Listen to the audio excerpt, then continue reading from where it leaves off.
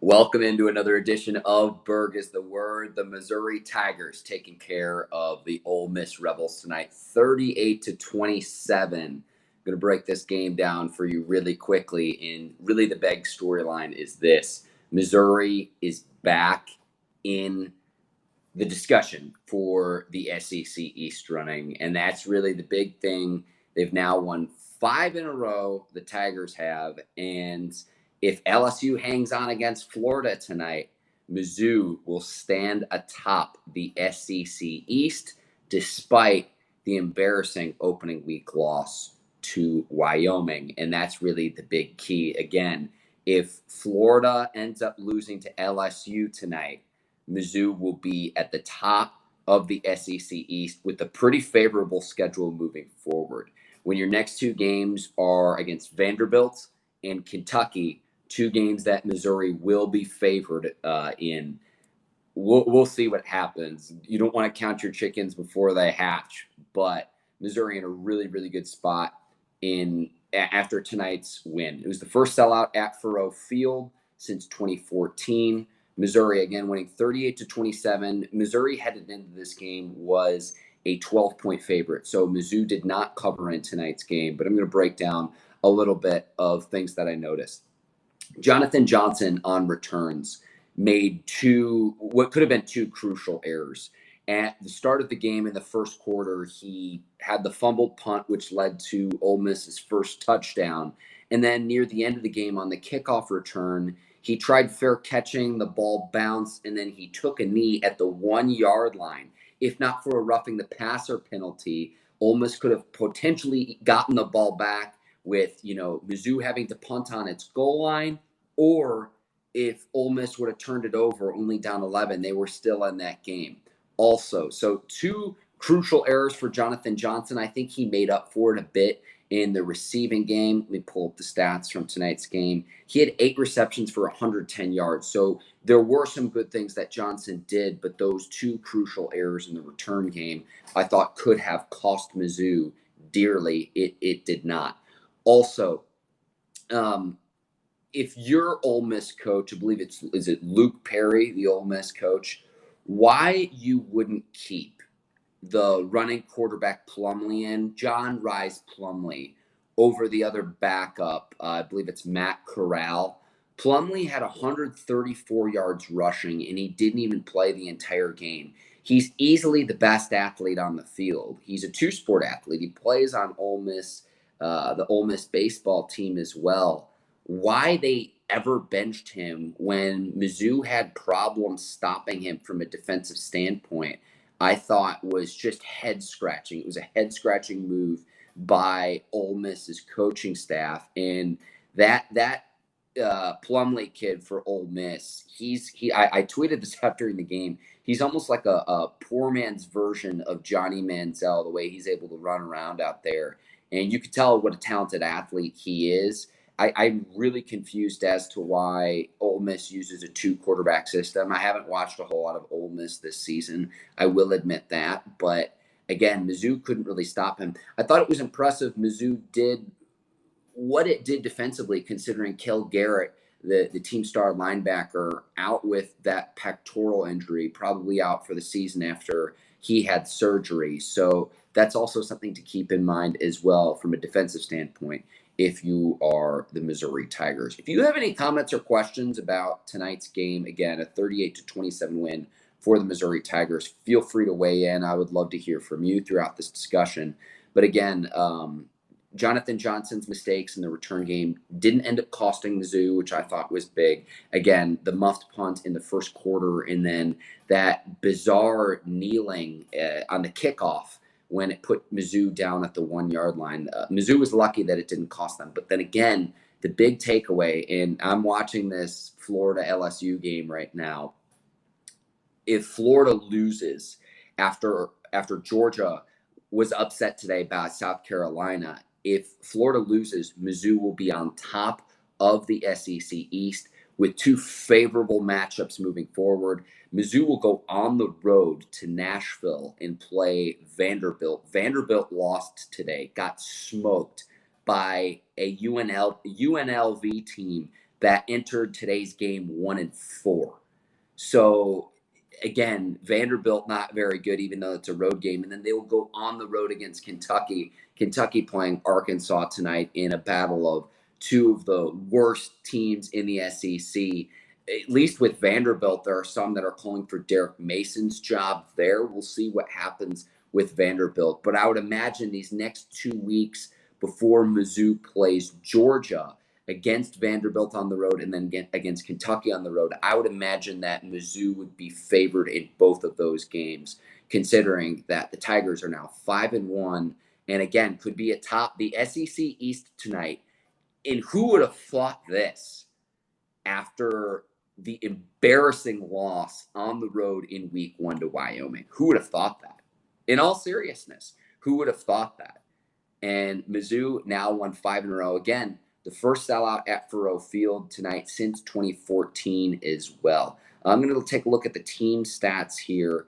Mizzou was able to move the football, 562 yards total, 329 of those through the air, 233 yards on the ground. I thought Mizzou was able to control the game and control the clock with their running game. Mizzou had time of possession 33 minutes and 31 seconds compared to Ole Miss 26 minutes and 29 seconds as well.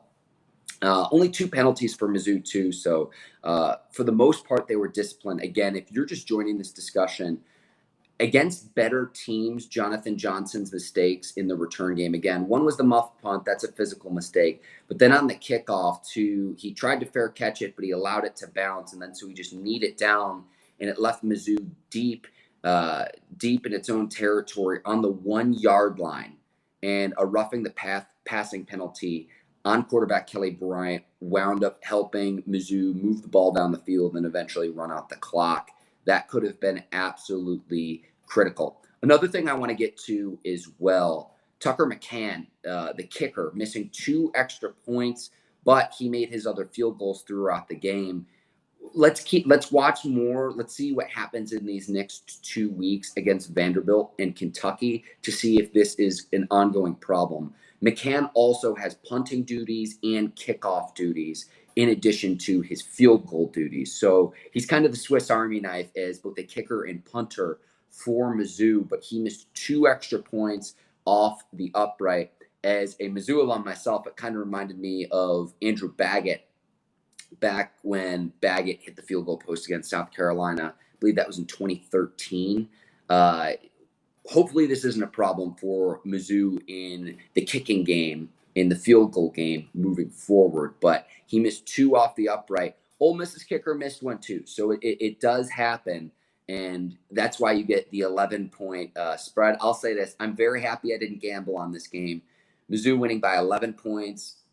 The Tigers were favored by 12 going into tonight's game, so Ole Miss does cover in this game, despite the fact that Mizzou gets a win tonight during homecoming as well. Again, if you're an Ole Miss fan watching, I really want to know this. Why would you not start and keep John Rhys Plumlee in the game throughout? I understand he's a freshman, but to me, he was so much more effective at moving the ball down the field and actually scoring than Matt Corral, a fellow freshman. I understand Corral is a little bit better of a passer, but Plumlee is a terrific athlete. He's the fastest player on the field.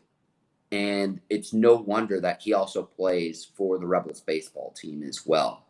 And I'm curious to see what kind of future he has, because there were times Mizzou really struggled from a defensive standpoint. Again, you have to keep in mind the Tigers without linebacker Cale Garrett. He was out with injury tonight again. He had a torn pectoral muscle. He'll likely be gone for the rest of the season for Mizzou. And he had several return touchdowns on interceptions. And so a huge blow for Mizzou's defense. But Plumlee, there were times he was just running all over the field. Plumlee finished tonight's game with 143 rushing yards, and he didn't even play the entire game. So, again, I haven't watched all that much Ole Miss football, but to me, Plumlee is much more effective of a quarterback than Corral. And apologize if I'm mispronouncing their names. I don't watch Ole Miss football that much, but we'll see what happens. Again, the big takeaway tonight, if you're Mizzou, 5th straight win. And again, let's see what happens with LSU and Florida.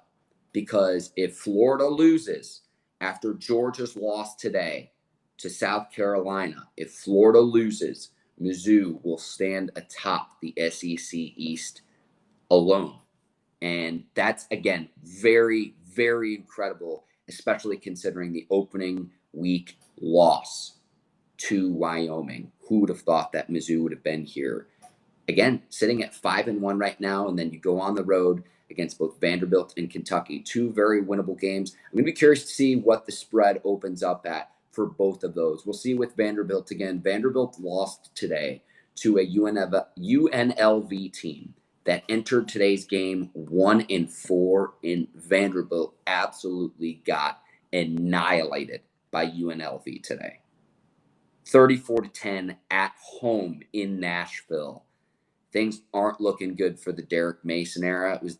It was Vanderbilt's second consecutive loss. Some people, I've seen some chatter on Twitter that Derek Mason might be out at Vanderbilt. I'm not sure what his buyout is. If anyone's watching and happens to know what his buyout is, if Vanderbilt decides to part ways with him at season's end, or if that happens, say, in the middle of the season after an embarrassing loss at home to UNLV. We'll see. But that's the Commodores are up next for Mizzou, and then against Kentucky.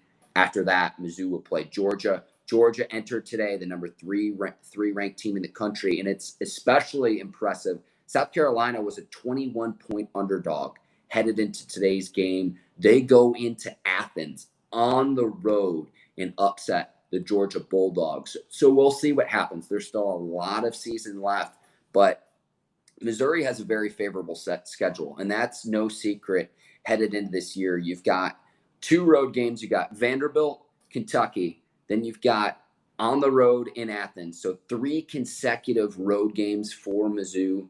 Then you've got Florida at home. Florida looks really, really good. Kyle Trask, if Florida ends up winning tonight, Kyle Trask might instantly become a legend for the Gators.